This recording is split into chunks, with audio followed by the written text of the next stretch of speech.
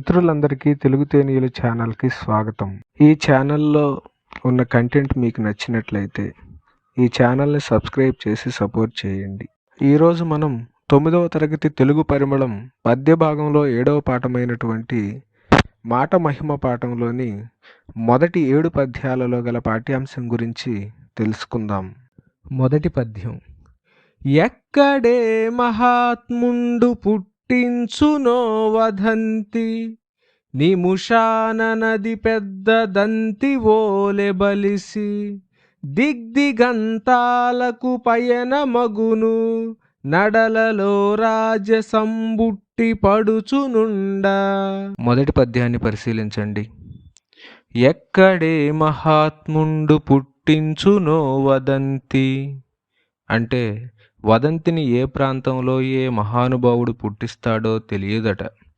వదంతి అంటే స్పష్టమైన సాక్ష్యాధారాలు లేకపోయినప్పటికీ ఒక విషయం జరిగిందనో జరగబోతుందనో ప్రజలందరిలో వ్యాపించే వార్తను వదంతి అంటారు. ఈ వదంతి ఎక్కడ ఎవరిచే పుట్టించబడుతుందో తెలియదు కానీ నిముషాన నది పెద్ద దంతి ఓలే అంటే వదంతి వ్యాపించటం మొదలైతే అది నిమిషాల వ్యవధిలోనే పెద్ద దంతి ఓలే. ఇక్కడ దంతి అంటే ఏనుగు అని అర్థం. పెద్ద ఏనుగు వలె బలిసి అంటే తీవ్ర రూపాన్ని దాల్చి, నడలలో రాజసంబుట్టి పడుచునుండ. నడలలో అంటే నడకలో, రాజసంబు ఉట్టిపడుచునుండ అంటే రాజసం వ్యక్తమవుతుండగా అని అర్థం. అంటే వదంతి అనేది అధిక సంఖ్యలో ప్రజల చేత గుర్తించబడి వారి సంభాషణలలో ప్రత్యేక స్థానాన్ని సంపాదించుకుంటుందట. అంటే వదంతిలో వాస్తవం లేదని తెలిసే వరకు రాజుకు ఏ విధంగా అయితే రాజ్యంలో ఎక్కడైనా గొప్ప గుర్తింపు దొరుకుతుందో అలాగే వదంతికి కూడా వాస్తవం తెలిసేదాకా అలాంటి గుర్తింపే దొరుకుతుందని కవయిత్రి భావన. అలాంటి గుర్తింపుతో దిగ్దిగంతాలకు పయన మగును.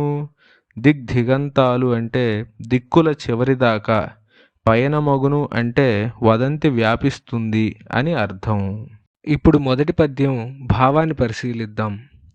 ఎక్కడ ఏ మహానుభావుడు ఉన్నవి లేనివి కలిపి వదంతులను పుకార్లను పుట్టిస్తాడో తెలియదు కానీ ఆ పుకారు ఒక పెద్ద ఏనుగులా బలిసి కొండలా ఎంతో రాజసంతో ఆకాశమంత ఎత్తు ఎదుగుతుంది. అంటే పుకార్లు ఎవరు ఎక్కడ పుట్టిస్తారో తెలియదు కానీ అవి చాలా కొద్ది కాలంలోనే నిజానిజాలతో పని లేకుండా నలుదిక్కులా వ్యాపిస్తాయి అని భావం. రెండవ పద్యం. నరములేనిది నాలుక, తిరుగుచుండు ఇచ్చ వచ్చిన రీతిగా, ఇచ్చకాల చిచ్చు రగిలించును దీని మత్సమాయ, పచ్చనౌ కాపురాలని పచ్చరముగా. ఇప్పుడు మనం రెండవ పద్యాన్ని పరిశీలిద్దాం. ఈ పద్యంలో నరము లేనిది నాలుక అంటే భౌతికంగా మన నాలుకకు నరము ఉండదు. తిరుగుచుండు ఇచ్చ వచ్చిన రీతిగా, ఇచ్చకాల ఇచ్చ వచ్చిన రీతిగా అంటే తనకు ఇష్టం వచ్చినట్లుగా, తిరుగుచుండు అంటే తిరుగుతూ ఉంటుందట. ఇచ్చకాల అంటే ఇష్టం వచ్చినట్లు మాట్లాడే మాటలతో అని అర్థం. ఇష్టం వచ్చినట్లు మాట్లాడుతూ పచ్చనౌ కాపురాల అంటే పచ్చగా సంతోషంగా సాగిపోయే కాపురాల అంటే సంసారాలలో, నిప్పచ్చరముగా అంటే ఏమాత్రం పచ్చదనం లేకుండా అని అర్థం. అంటే ఏమాత్రం సంతోషాలు మిగలకుండా అని కవయిత్రి భావన. నాలుక తనకు నచ్చినట్లు మాట్లాడుతూ పచ్చని సంసారాలలో సంతోషాన్ని ఏమాత్రం మిగల్చకుండా చిచ్చు రగిలించుచును అంటే మంట పెడుతుందని అర్థం. అందుకే దీని మత్సమాయ అని కవయిత్రి అంటున్నారు. అంటే అలాంటి మాటల వలన, సంసారాలలో రగిలిన మంటల వలన కలిగే మానసిక గాయం త్వరగా మాసిపోవాలని కవయిత్రి కోరుకుంటున్నారు. ఇప్పుడు పద్య భావాన్ని పరిశీలిద్దాం. నరం లేని నాలుక ఇష్టం వచ్చిన రీతిగా మాట్లాడుతుంది. అట్లా ముందు వెనక ఆలోచించకుండా మాట్లాడిన మాట పచ్చని కాపురాల్లో చిచ్చు రేపుతుంది. అంటే ఆలోచన లేకుండా మాటలు మాట్లాడితే మనసు విరిగిపోయి కుటుంబాలే నాశనమవుతాయి అని భావం. మూడవ పద్యం. సిరి ప్రవర్తిల్లుచుండును జిహ్వ కొలది, ఏతదాధీనమగుచు స్నేహితము నడచు. దాననే బంధనము ప్రాణహాని ధ్రువము, కనపడని కర్ణధారి కుంభినికి నాల్క. ఈ పద్యంలో సిరి ప్రవర్తిల్లుచుండును జిహ్వ కొలది అని కవయిత్రి అంటున్నారు. జిహ్వ కొలది అంటే జిహ్వ మంచితనమును బట్టే సిరి ప్రవర్తిల్లుచుండును. సిరి అంటే లక్ష్మి లేదా సంపద అని అర్థం. జిహ్వ అంటే నాలుక అని అర్థం. నాలుక మంచితనమును బట్టే మన ఇంట లక్ష్మీదేవి అంటే సంపదలు ప్రవర్తిల్లుచుండును అంటే వర్ధిల్లుతాయి అని అర్థం. ఏతదాధీనమగుచు, ఏతత్ అంటే ఆ నాలుక యొక్క, ఆధీనమగుచు అంటే అధీనంలోనే, స్నేహితము నడచు అంటే స్నేహం కొనసాగుతుందట. అంటే స్నేహంగా మన నాలుక మాట్లాడినంత కాలమే ఇతరులతో మన స్నేహం కొనసాగుతుంది కదా. ఇలా స్నేహం కొనసాగేది నాలుక ఆధీనంలోనే అని కవయిత్రి అంటున్నారు. దాననే బంధనము అంటే ఆ నాలుక మాట్లాడే మాటల వలనే బంధనము అంటే చెరసాల లేదా సంకెళ్ళు ప్రాప్తిస్తాయి అని అర్థం. ఆ నాలుక మాట్లాడే మాటల వలనే మనకు లేనిపోని కష్టాలు సంకెళ్ళు అని కవి భావన.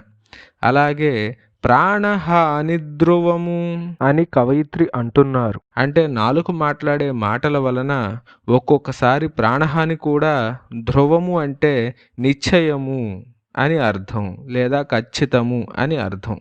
అంటే నాలుక యొక్క ప్రవర్తన వలన ఒక్కొక్కప్పుడు ప్రాణహాని కూడా సంభవించక తప్పదని కవయిత్రి భావన. తరువాతి పాదంలో కనపడని కర్ణధారి కుంభినికి నాల్క.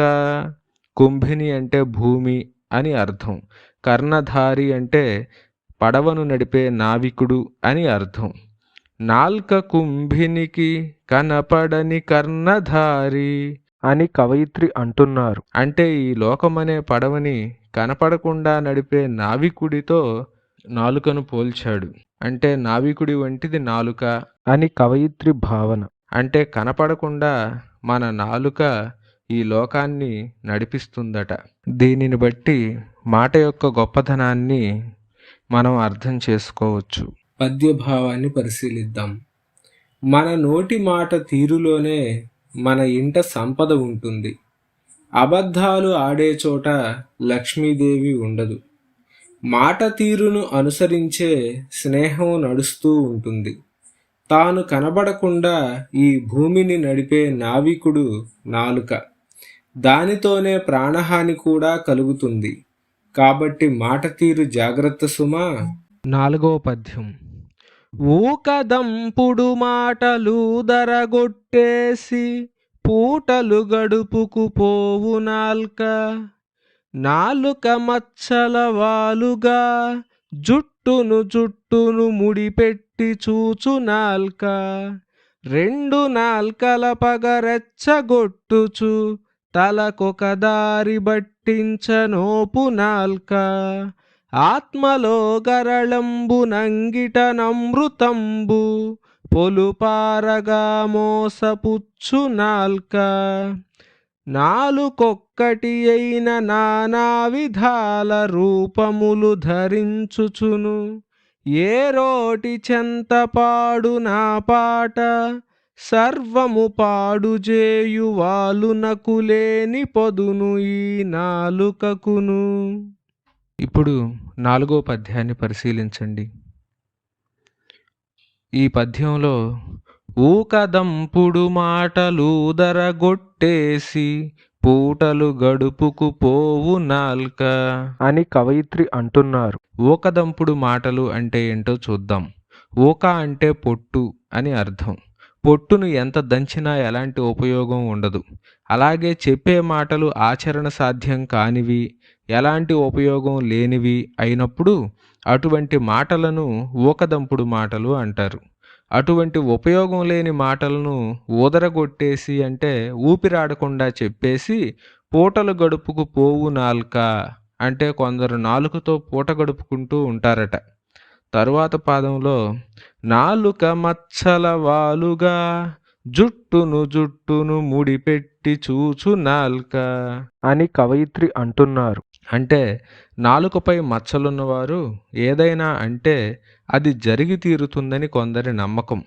ఆ విధంగా నాలుక మీద మచ్చలు గల కొందరు వాలుగా అంటే వారికి ఇష్టం వచ్చినట్లుగా మాట్లాడి జుట్టును ముడిపెట్టి చూచు అంటే జుట్టు పట్టుకొని కొట్లాట జరిగేలా చేసి చోద్యం చూసినట్లు చూస్తుంటారట కొందరు. తరువాత పాదంలో రెండు నాల్కల పగరెచ్చగొట్టుచు తలకొక దారి బట్టించు నోపు నాల్క అని కవయిత్రి అంటున్నారు. ఈ పాదంలో రెండు నాల్కలు అంటే కొందరు ఎవరి దగ్గర మాట్లాడే మాటలు వారి దగ్గర మాట్లాడుతూ రెండు వర్గాల వారికి ఒకరిపై ఒకరికి ద్వేషం కలిగేలా ప్రవర్తిస్తారట. ఆ ధోరణిని రెండు నాల్కల ధోరణి అంటారు. అటువంటి రెండు నాలుకల ధోరణి కలిగిన కొందరు పగరెచ్చగొట్టుచు అంటే కలిసిమెలిసి ఉండేవారి మధ్య పగను పెంచుతూ తలకొక దారి బట్టించనోపు నాల్క అంటే కలిసిమెలిసి ఉన్న సమూహంలో ఎన్ని తలలు ఉంటే అన్ని దారులుగా విడిపోయేలా కొందరు చేస్తుంటారట. తరువాత పాదంలో ఆత్మలో గరళంబు నంగిట నమృతంబు పొలుపారగా మోసపుచ్చు నాల్క అని కవయిత్రి అంటున్నారు. ఇక్కడ ఆత్మలో గరళంబును అంటే మనసులో విషాన్ని నింపుకొని అని అర్థం. అంగిటన్ అమృతంబు పొలుపారగా అంటే మాటల్లో మాత్రం అమృతాన్ని కురిపిస్తారట. అంటే మనసులో ఎంత వ్యతిరేకత ఉన్నా ఎంత ద్వేషం ఉన్నా పైకి మాత్రం చల్లని మాటలు మాట్లాడుతారట కొందరు. అలా మోసపూరితంగా మాట్లాడుతూ మోసపుచ్చు నాల్క ఎదుటివారిని మోసం చేయటం నాశనం చేయటం కొందరు పనిగా పెట్టుకుంటారని అని కవయిత్రి తెలియజేస్తున్నారు. తరువాత తేటగీతి పద్యాన్ని చూడండి. నాలుకొక్కటి అయిన నానా విధాల రూపములు ధరించుచును అంటే మనుషులకు ఉండేది ఒకటే నాలుకైనా నానా విధాల అంటే అనేక రకాలైన రూపములు ధరించుచు అంటే వేషాలు వేస్తూ మాటలు మారుస్తూ ఏ రోటి చెంత పాడు నా పాట అంటే ఏ రోటి వద్ద ఆ రోటికి చెందిన పాటనే పాడుతుందట. అంటే ఎవరి వద్ద వారికి నచ్చే మాటలు మాత్రమే మాట్లాడుతూ సర్వము పాడు చేయు అంటే అందరికీ సంబంధించిన అన్ని పనులను పాడు చేస్తుందట నాలుక. చివరి పాదాన్ని చూడండి. వాలునకు లేని పదును ఈ నాలుకకును అని కవయిత్రి అంటున్నారు. ఇక్కడ వాలు అంటే కత్తి అని అర్థం. వాలునకు లేని పదును అంటే కత్తికి కూడా లేనంత పదును నాలుకకును అంటే ఈ నాలుకకు ఉందట అని కవయిత్రి తెలియజేస్తున్నారు. అంటే కత్తి కంటే నాలుక ఎంతో పదునైనదని కవి మాటలతో మనకి అర్థమవుతుంది. అలాంటి పదునైన మాటలతో ఎదుటివారి మనసుని గాయపరచగలదని నాలుక గురించి కవయిత్రి తెలియజేస్తున్నారు. ఇప్పుడు పద్యభావాన్ని పరిశీలిద్దాం. కొందరు ఈ లోకంలో ఉట్టుట్టి మాటలు అనగా మాయ మాటలు చెప్పి వారి పబ్బం గడుపుకుంటారు. మచ్చల నాలుక కలిగిన వారు చెప్పే చాడీలకు జుట్టు పట్టుకునేదాకా తగాదాలు అవుతాయి. అప్పటికప్పుడే మాటలు మార్చే మనిషి జట్టుగా ఉన్నవారు తలా ఒక దారిగా విడిపోయేటట్లు రెచ్చగొట్టి మాటలాడతాడు. మనసు నిండా విషాన్ని నింపుకొని తీయని మోసకారి మాటలు పలికి ఎదుటివారిని కొందరు నాశనం చేస్తారు. ఒక్కో మనిషి దగ్గర ఒక్కో విధంగా మాట్లాడేవారు ఉంటారు. అట్లాంటి వారు ఎన్నో రకాలుగా మాటలు మార్చి అన్ని పనులను పాడు చేస్తుంటారు. కత్తికి లేని పదును ఈ నాలుకకు ఉంటుంది. అటువంటి వారికి దూరంగా ఉండాలి, లేకపోతే మనకే నష్టం. 5వ పద్యం. అందమో చందమో అంబకమొక కంట తిలకించు పల్లెత్తి పలుకలేదు.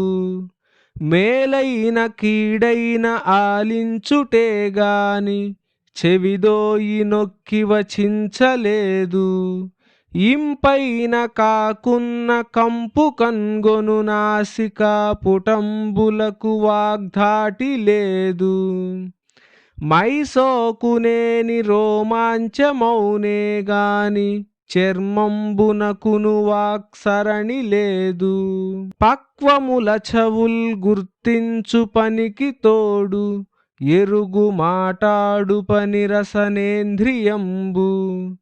ఎన్నగనవాకులు చవాకులన్ని వాగి అమృత హృదయాలలో జిల్కు హాలహలము. ఇప్పుడు మనం 5వ పద్యాన్ని పరిశీలిద్దాం. అందమో చందమో అంబకమొక కంట తిలకించు పల్లెత్తి పలుకలేదు. ఇక్కడ అంబకము అంటే కన్ను అని అర్థం. అందమో చందమో అంటే అందమైనదో లేదా అమరికైనదో అని అర్థం.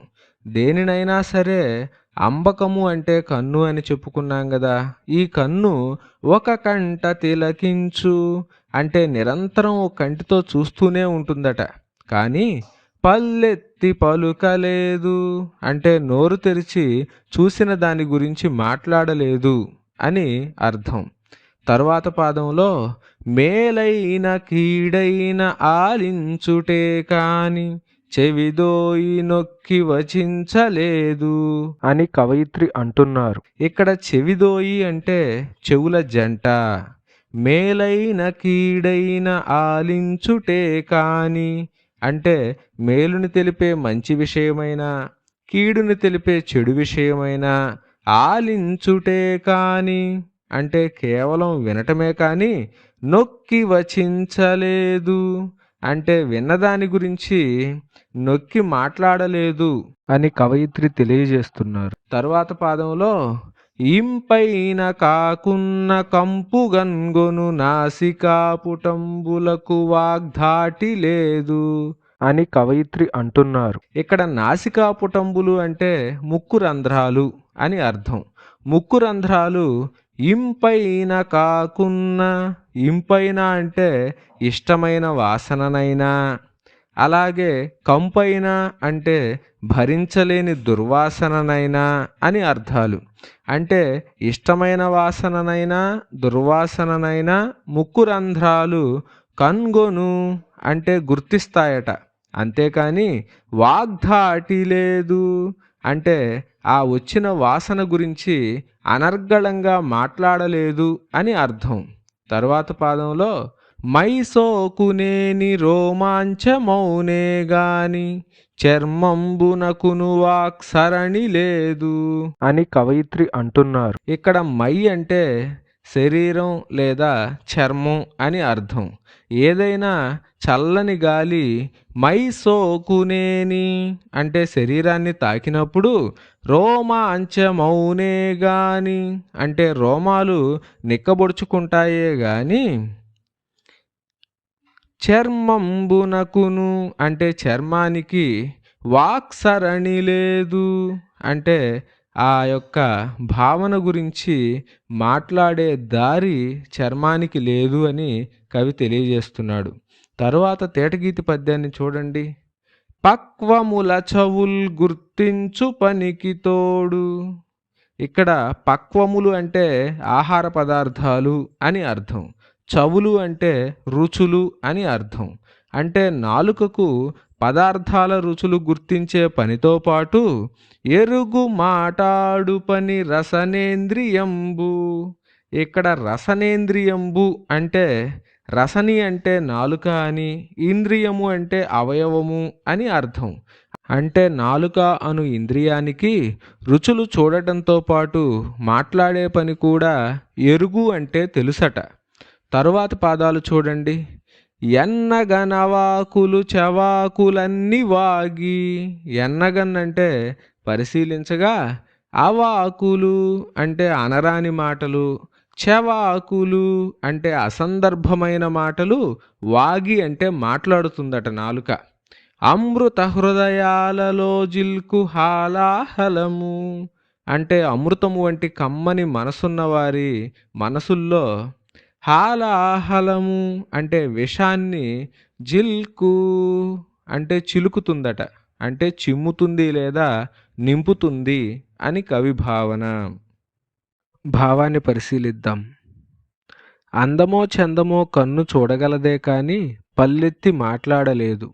మంచో చెడో ఏదైనా వినగలిగే చెవులు వక్కాణించి చెప్పలేవు.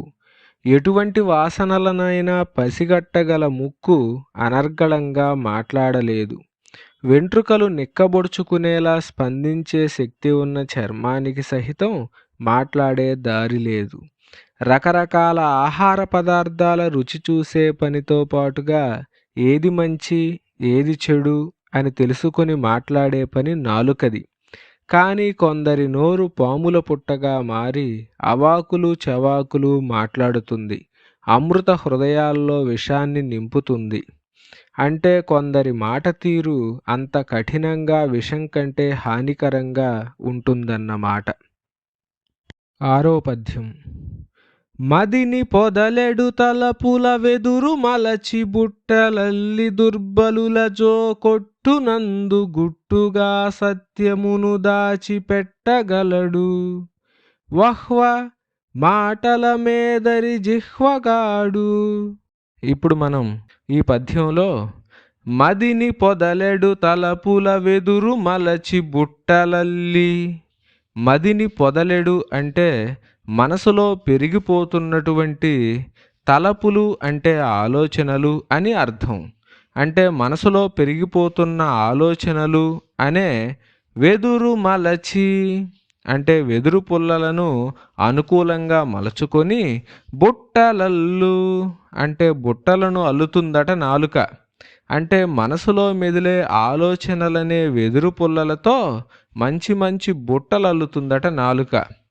దుర్బలుల జోకొట్టునందు, అందు అంటే ఆ బుట్టలో, దుర్బలుల జోకొట్టు అంటే దుర్బలులు అంటే బలహీనులు అని అర్థం, జోకొట్టు అంటే నిద్రపుచ్చుతుంది అని అర్థం. గుట్టుగా సత్యమును దాచిపెట్టగలదు అంటే రహస్యంగా అసలు సత్యాన్ని దాచి అసత్యాలను పలుకగలదట నాలుక. వహ్వ మాటల మేదరి జిహ్వగాడు అంటే వారెవ్వ, జిహ్వగాడు అంటే నాలుకగాడు, మాటల మేదరి అంటే మాటలనే బుట్టలను అల్లుతాడు అని అర్థం. అంటే కొందరి మోసపూరితమైన మాటలకు మనం బుట్టలో పడిపోకూడదు అని కవి తెలియజేస్తున్నాడు. ఇప్పుడు భావాన్ని పరిశీలిద్దాం. ఆహా, ఈ నాలుక చెడు ఆలోచనలనే వెదురు బుట్టను అల్లి అందులో మోసకారి మాటలతో బలహీనులను చక్కగా పడుకోబెట్టి జోకొడుతుంది. చాలా రహస్యంగా సత్యాన్ని దాచిపెట్టేస్తుంది. ఈ నాలుక మాటల మేదరి, మాయమాటలు చెప్పి బుట్టలో వేసేవారితో జాగ్రత్తగా ఉండాలి. 7వ పద్యం. కనులార మంచిని కాంచుటకేనేమో పన్నుగా అమరెను కన్నుదోయి, వీనులార సువార్త వినుటకే కాబోలు సమకూర్పబడియను శ్రవణ యుగము, చేతులార సుకృతమ్ము చేయుట కౌనేమో కలుగుట నరులకు కరయుగళము, అమలిన పదమున గమియుంచుటకేలెమ్ము తనరారుచుండు పదద్వయమ్ము, అన్ని అంగాలు రెండేసి అతి ప్రధాన రసనమొకటి, హిత ప్రసరణకు వలయు పలుకు మాత్రము మితముగా పలుకుమన్న, తగవు తెలుపుట దీని ఆంతర్యమేమో. ఈ పద్యంలో కనులార మంచిని కాంచుటకేనేమో పన్నుగా అమరను కన్నుదోయి. ఇక్కడ కనులారా అంటే కళ్ళ నిండుగా, మంచిని కాంచుటకేనేమో అంటే మంచిని చూడటానికేనేమో పన్నుగా అమరెను కన్నుదోయి అంటే చక్కగా కన్నుల జంట ఏర్పడింది మనకు అని అర్థం. అంటే కళ్ళ నిండా మంచిని చూడటానికే మనకు రెండు కళ్ళున్నాయి అని కవయిత్రి భావన. తరువాత పాదంలో వీనులార సువార్త వినుటకే కాబోలు సమకూర్పబడియను శ్రవణ యుగము అని కవయిత్రి అంటున్నారు. అంటే వీనులారా అంటే చెవుల నిండా అని అర్థం. సువార్త వినుటకే కాబోలు అంటే మంచి మాటలు వినటానికేమో కావచ్చు. సమకూర్పబడియను శ్రవణ యుగము. శ్రవణ యుగము అంటే చెవుల జంట అని అర్థం. సమకూర్పబడియను అంటే చక్కగా మనకు ఏర్పాటు చేయబడ్డాయి అని అర్థం. అంటే మంచిని వినటానికే మనకు రెండు చెవులు ఏర్పాటు చేయబడ్డాయి అని కవయిత్రి భావన. చేతులార సుకృతంబు చేయుటకేనేమో కలుగుట నరులకు కరయుగళము. చేతులారా అంటే చేతుల నిండా సుకృతంబు చేయుటకేనేమో. సుకృతము అంటే మంచి పని, చేయుటకేనేమో అంటే చేయటానికేమో అన్నట్లు. కలుగుట నరులకు కరయుగళము. కరయుగళము అంటే చేతుల జంట, నరులకు కలుగుట అంటే మానవులకు కలిగాయని అర్థం. అంటే మంచి పనులు చేయటానికే మనకు రెండు చేతులు ఏర్పాటు చేయబడ్డాయని అని కవయిత్రి భావన. తర్వాత పాదంలో అమలిన పదమున గమయించుటకే లెమ్ము తనరారుచుండు పదద్వయంబు. అమలిన అంటే స్వచ్ఛమైన అని అర్థం. పదమున గమయించుటకే లెమ్ము అంటే పదము అంటే మార్గము అని అర్థం. గమయించుట అంటే నడవటము అని అర్థం. అంటే మంచి మార్గంలో, స్వచ్ఛమైన మార్గంలో నడవటానికేమో అన్నట్లు తనరారుచుండు పదద్వయము. పదద్వయంబు అంటే పాదాల జంట అని అర్థం. తనరారుచుండు అంటే అందముగా ఒప్పుతున్నాయి అని అర్థం. అంటే మంచి దారిలో నడవటానికే మనకు రెండు పాదాలు అందంగా సమకూరాయి అని కవయిత్రి భావన. తేటగీతిని పరిశీలించండి. అన్ని అంగాలు రెండేసి అతి ప్రధాన రసనమొకటి. అంటే శరీరంలోని కళ్ళు, చెవులు, ముక్కు రంధ్రాలు, చేతులు, కాళ్ళు అన్నీ రెండేసి ఉన్నాయి. కానీ అతి ప్రధాన అంటే అన్ని అవయవాల్లో కల్లా ముఖ్యమైన రసనమొకటి అంటే నాలుక మాత్రం ఒక్కటే ఉందట. హిత ప్రసరణకు వలయు పలుకు మాత్రము మితముగా పలుకుమన్న. ఇక్కడ హిత ప్రసరణ అంటే మంచిని వ్యాప్తి చేయటానికి వలయు పలుకు మాత్రము అంటే కావలసిన పలుకుని అందించేటటువంటి నాలుక మాత్రము మితముగా పలుకుమన్న అంటే పొదుపుగా వాడాలి అన్నటువంటి తగవు తెలుపుట దీని ఆంతర్యమేమో. ఇక్కడ తగవు అంటే న్యాయము అని అర్థం. అంటే నాలుకను పొదుపుగా వాడాలి అనే న్యాయాన్ని మనకు తెలియజేయటమే దీని ఆంతర్యమేమో, దీని అంతరార్థమేమో అని కవయిత్రి భావన. ఇప్పుడు భావాన్ని పరిశీలిద్దాం. కళ్ళ నిండుగా మంచిని చూడటానికి మాత్రమే రెండు కళ్ళు ఉన్నాయి. మంచి మంచి మాటలు వినటం కోసమే చెవులు ఉన్నాయి. తనివి తీరా రెండు చేతుల మంచి పనులు చేయటానికే బహుశా మానవులకు రెండు చేతులు ఉన్నాయి. సన్మార్గంలో నడవటానికేనేమో మానవ జాతికి రెండేసి కాళ్ళున్నాయి. అన్ని అంగాలు రెండేసి ఉన్న నాలుక మాత్రం ఒక్కటే ఉన్నది. ఎంతో ముఖ్యమైన ఈ నాలుకను ఉపయోగించి మంచిని పెంపొందించాలి. కాబట్టి నాలుకను మితంగా వాడాలి. అంటే అవసరమైనప్పుడు మాత్రమే మాట్లాడాలే కానీ లేనిపోని తగవులకు వాడరాదు. అందుకే నాలుక మాత్రం ఒక్కటే ఉంది. ఇంతటితో రెండవ భాగం ముగిసింది. 8 నుండి 14 పద్యాల వరకు గల పాఠ్యభాగాన్ని మూడవ భాగంలో చెప్పుకుందాం. ధన్యవాదాలు.